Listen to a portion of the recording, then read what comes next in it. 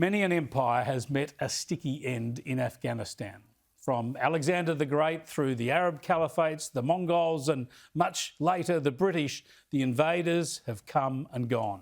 Just in our lifetimes, the former Soviet Union and now the Americans, along with other nations including Australia, have been beaten back from the badlands of the Hindu Kush.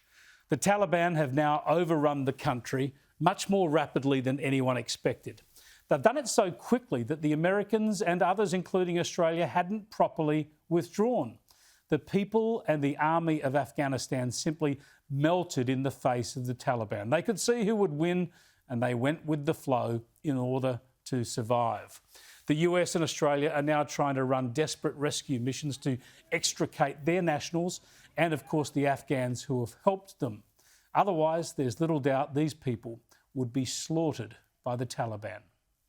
The National Security Committee of the Cabinet has been meeting every day. We met again this morning for several hours as we continue to finalise the operational plans that are already being swung into place. I don't propose to go into any of the details of those plans at this point, but I do intend at the appropriate moment to stand before you again and update you on the progress of those operations.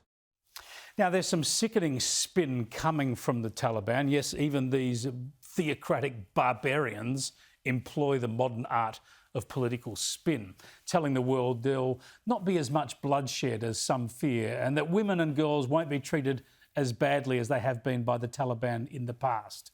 Anyone who believes that probably also believed the Afghan government would survive.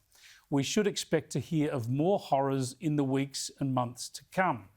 But what about US President Joe Biden and this shambles on his watch? He was missing in action for almost a week, away on leave. And even CNN, I kid you not, even CNN was criticising him for not addressing this tragic and strategically damaging turn of events. Well, he turned up overnight our time, popped back from Camp David, and he was overwhelmingly defensive. What's happening now could just as easily happen 5 years ago or 15 years in the future.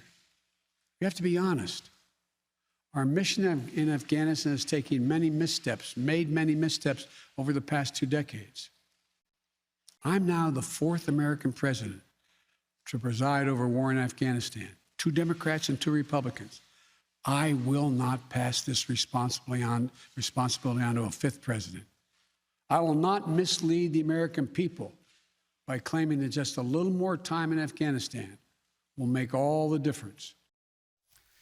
Well, it would have made all the difference to every life lost in recent days and in the weeks and months to come. It would have made all the difference to the fortunes of women and girls, some who will face horrific treatment in the future, and many more who will be denied any chance of education or autonomy.